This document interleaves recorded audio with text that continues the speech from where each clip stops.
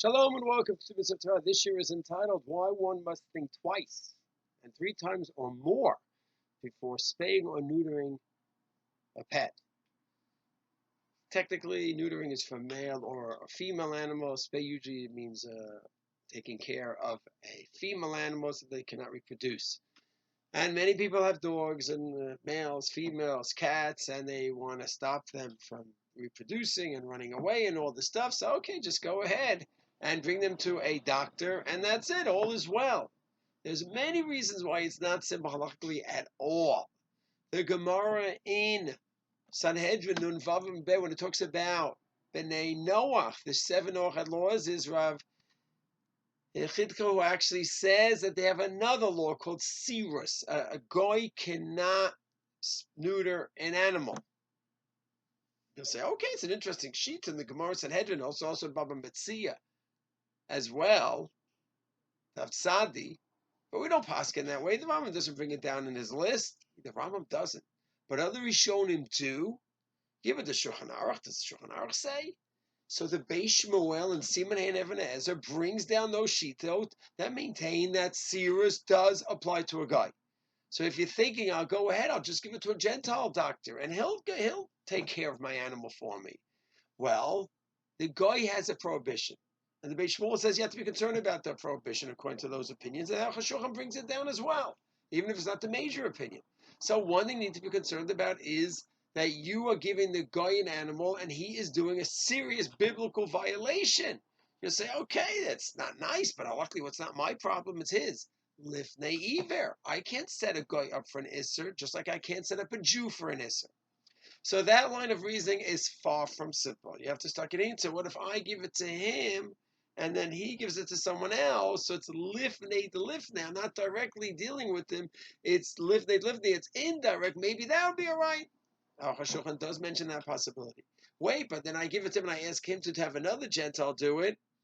So maybe I have shlichut. It's a messenger. So we have the topic in Hoshe Mishpat. Do we say there's shlichut for a guy? Do we say when I have a guy sent to another guy, is there a problem that he is a shliach and therefore it comes back to me? Good question. We should just understand the complexity of asking a guy to do it, even asking a guy to do another guy. It's not simple. Beast, you say, yeah, but the majority of poskim say there's no Isser Sirus. The Isser Sirus of spaying, neutering an animal is on a Jew, not on a Gentile. Okay, let's go with the majority opinion.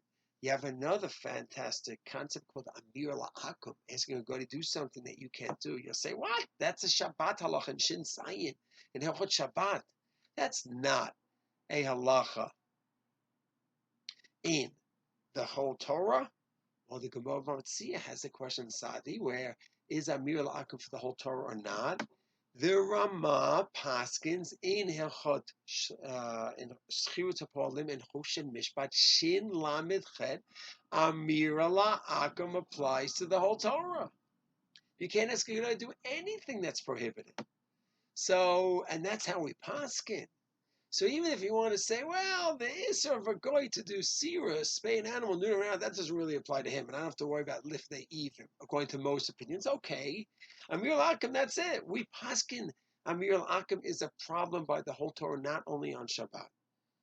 Wow, so I'm asking a guy to do a prohibition for me. Even if he doesn't have the prohibition, I do. So how do I ask this Gentile veterinarian to go ahead and neuter my animal? That's Amir La'akim. I'm asking him to do a prohibition for me. So this is all in Siman Hey in Even Ezer with the poskim, the Beit Shmuel, the Aruch HaShulchan, and some want to say, well, you have Amir, you have Lifnei to Lifnei, yes, good guy, test good guy, maybe that's all right. Some want to say that if you do assume that a guy doesn't have Sirus, he doesn't of neutering an animal, then all you're talking about is Amira. Wait, in Amira La'akum on Shabbat, we have leniencies. Maybe we have those same leniencies and more by the other prohibitions.